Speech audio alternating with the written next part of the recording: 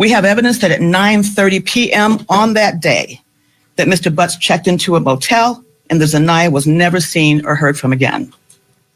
Have you ever pondered the lengths to which a person may go in order to conceal their deepest, most private secrets?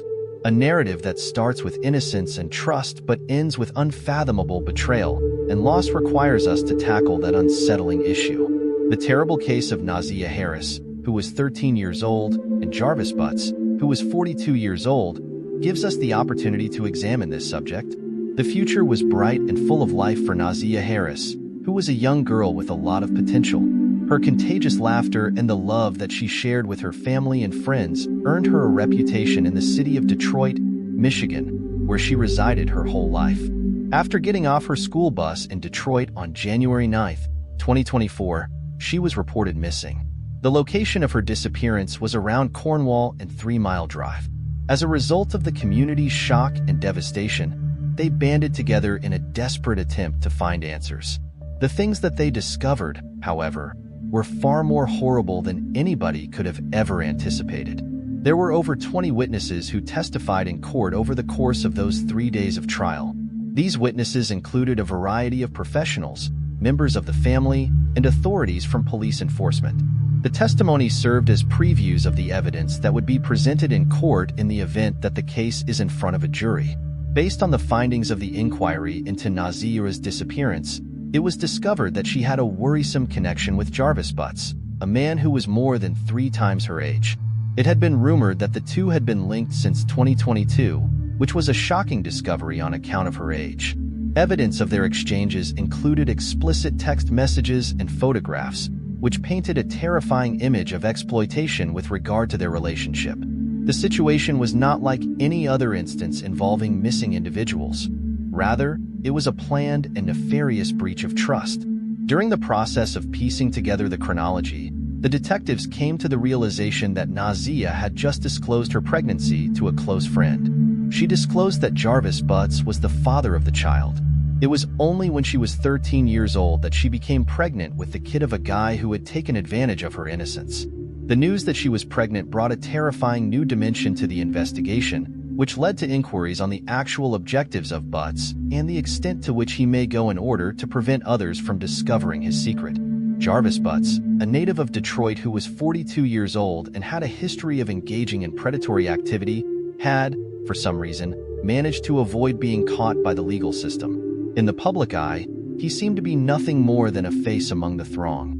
Yet, his actions on the internet revealed a quite different picture. It was dismal evidence that revealed intentional attempts to silence Nazia and hide her pregnancy. The investigators discovered search histories that were packed with inquiries about abortion techniques and hazardous chemicals. The travels of Butts were closely followed on the day that Nazia went missing. Surveillance tape showed her with him at a number of different places, including a hotel and an auto repair business, which was subsequently discovered. It was confirmed by witnesses that they were seen together, adding to the pile of evidence that was already present. A number of important issues were raised as a result of these sightings, including why a guy of 42 years old was with a girl of 13 years old and what he intended to do with her. The trail took an even more sinister turn when items of clothes that were identical to what Nazia had been wearing at the time of her last known appearance were discovered close to the Rouge River in Detroit. Fears that she had been the victim of some kind of criminal activity were further heightened by this finding. An intensive search was conducted in the Rouge River region, which is well known for its thick and isolated surroundings. This search was conducted by both the government and volunteers. However, despite their best attempts, Nazia's corpse has never been found, leaving her family in a state of limbo that is filled with sorrow and uncertainty. Because of the incriminating evidence that was presented against Jarvis Butts, he was taken into custody. During the hearings in court, it was discovered that a concerted attempt was made to groom and manipulate a youngster who was weak. His legal team made an effort to plant the seeds of doubt, but the digital and physical evidence produced very little space for interpretation. The evidence, which included both the text messages and the security tape, made it abundantly evident that this was not a singular occurrence, but rather the conclusion of a pattern of activity that was very troubling.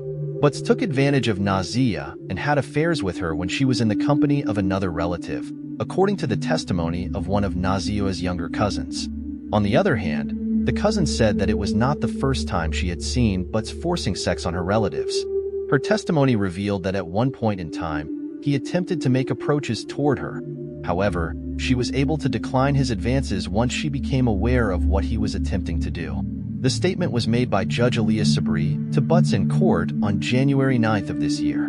Over the course of more than 10 minutes, the judge reprimanded Butts and the other adults who were present in the courtroom before he ordered Butts to be brought before the judge for trial.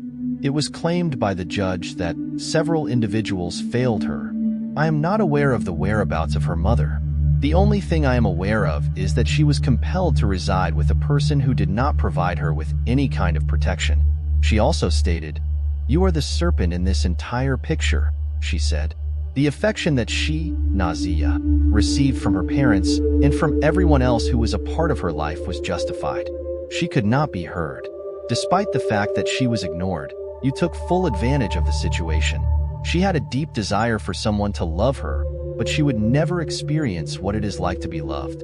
Each and every one of the victims, as well as the young girls and probably even the young males who have come into touch with you, are in my prayers for recovery. The judge continued to state, as a society, we ought to look at this particular incident as a prime example of the amount of effort we have to do in terms of comes to defending our children and particularly black girls. It is a painful reminder of the vulnerabilities that children confront and the predators who take advantage of them that the case of Nazia has occurred. In addition to this, it sheds light on the inadequacies of the system in terms of recognizing and blocking persons such as Jarvis Butts before they can create damage that cannot be undone. As a result of the lack of closure and the unresolved questions, the sorrow that Nazia's family is experiencing as a result of her passing is intensified. The fact that her corpse has not been located is a wound that will never be healed because it is the missing piece of the jigsaw that has not been discovered.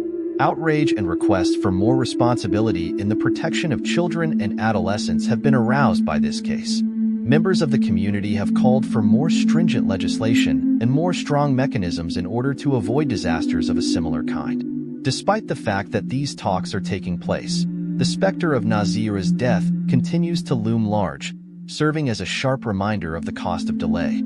It is difficult not to feel a mixture of sadness and fury when we dwell on the tale of Nazia. Sadness for a life that was cut brutally short, and anger at the structures that permitted this to happen.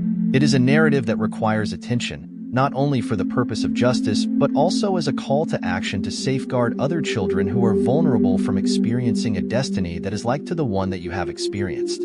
After that, I would want to thank you for watching, and I will see you again soon.